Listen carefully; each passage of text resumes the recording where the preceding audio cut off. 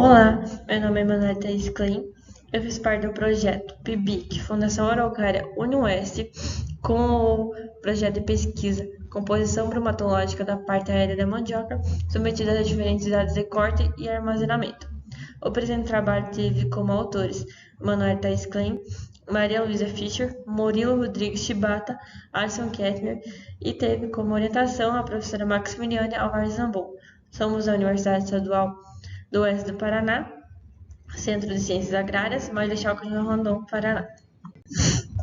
Bom, sabemos que a alimentação dos bovinos é totalmente dependente da utilização de raízes conservadas, como o milho, tornando-se assim uma alta dependência pela cultura do milho, gerando altos custos na produção da atividade leiteira. Por isso, se fez a necessidade de buscar alternativas para a alimentação do bovino, reduzindo assim os seus custos, mas sem perder o seu rendimento.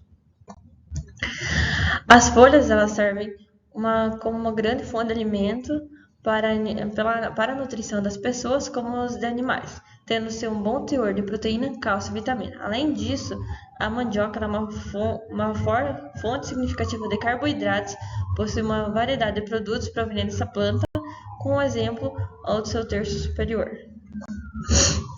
O trabalho teve como objetivo avaliar a composição bromatológica de 4 variedades diferentes de mandioca em 2 idades de corte e em 3 tempos de armazenamento.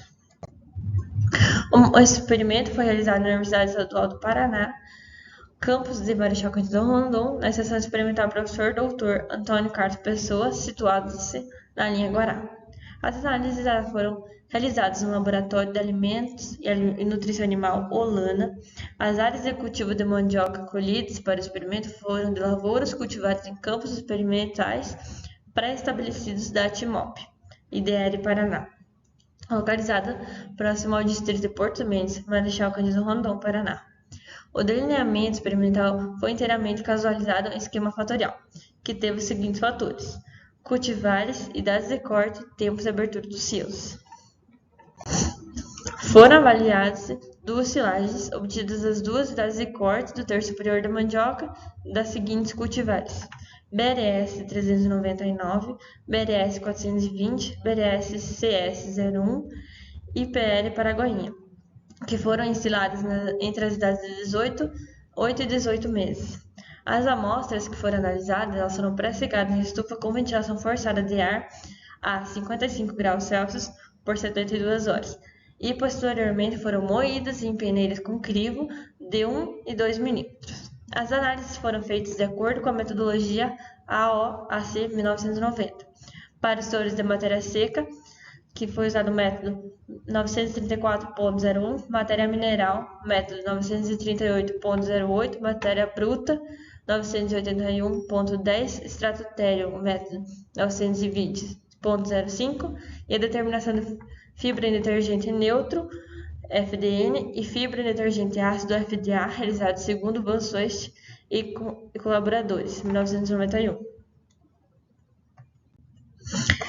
Os resultados das discussões, a gente pôde observar que houve uma interação entre os fatores mais evidente, que foi entre a cultivar e idade de corte, estando presente em 7 dos 8 parâmetros avaliados. O conteúdo de matéria seca, medido nas amostras obtidas para a estilagem do terço superior da parte aérea da rama da mandioca, situaram-se entre 24% e 28%.